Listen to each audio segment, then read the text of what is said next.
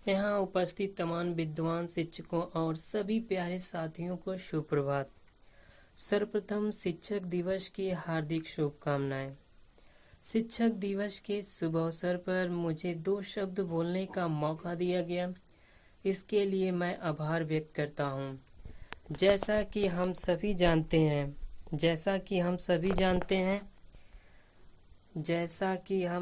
जानते हैं कि एक पक्की नींव पर ही एक सुदृढ़ भवन खड़ा किया जा सकता है। ठीक उसी प्रकार से शिक्षक ही वह व्यक्ति है जो विद्यार्थी रूपी नींव को सुदृढ़ करके उस पर भविष्य में सफलता रूपी सुदृढ़ भवन खड़ा करने में सहायता करता है और उसे एक सफल इंसान बनाता है।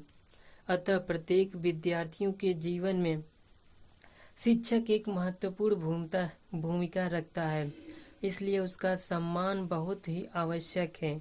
इस प्रचलित दोहे में कबीरदास जी कहते हैं, गुरु गोविंद दाऊ खड़े काके लागू पाव, बलिहारी गुरु आपने गोविंद दियो मिलाए।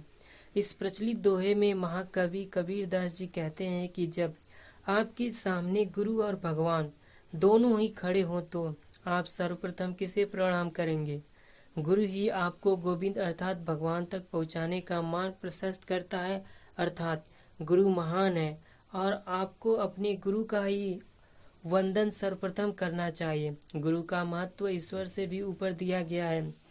शिक्षा में दूसरा जो पुराणों में दिया गया है उसके अनुसार कहता हूँ, गुरुर् ब्रह्मा गुरुर् विष्णु गुरुदेवो महेश्वराय, गुरु साक्षात परम ब्रह्मा तस्मै श्री गुरुवे नमः। अर्थात गुरु ही ब्रह्मा है, विष्णु है, शिव है, गुरु ही सब कुछ है, इसलिए सबसे पहले गुरु का नमन करना चाहिए। महोदय, वैसे तो शिक्षक सम्मान के लिए किसी दिन के मोहताज नहीं है, परंतु फिर भी कई देशों में शिक्षकों के सम्मान के लिए एक विशेष दिन घोषित किया गया है। भारत में शिक्षक दिवस 5 सितंबर को मनाया जाता है। इस दिन डॉक्टर सर्वपल्ली राधाकृष्णन का जन्म हुआ था। राधाकृष्णन का शिक्षा के प्रति विशेष रुझान था।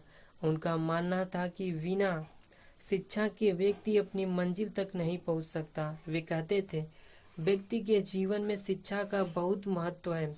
एक अच्छा शिक्षक विद्यार्थी के मस्तिष्क में तथ्यों को ठूसने की बजाय वह उसे भविष्य की चुनौतियों के लिए तैयार करता है। डॉक्टर साहब ने स्वयं भी अपने जीवन के महत्वपूर्ण 40 साल शिक्षा के क्षेत्र में दिए और कई विद्यार्थियों को भविष्य के लिए तैयार किया। बाद में वे आज़ाद भारत के उपराष्ट्रपति और फिर राष्ट्रपति बने। डॉक्टर राधाकृष्णन का शिक्षा के प्रति रुझान देखते हुए उनके जन्मदिन को ही भारत में शिक्षक दिवस घोषित किया गया।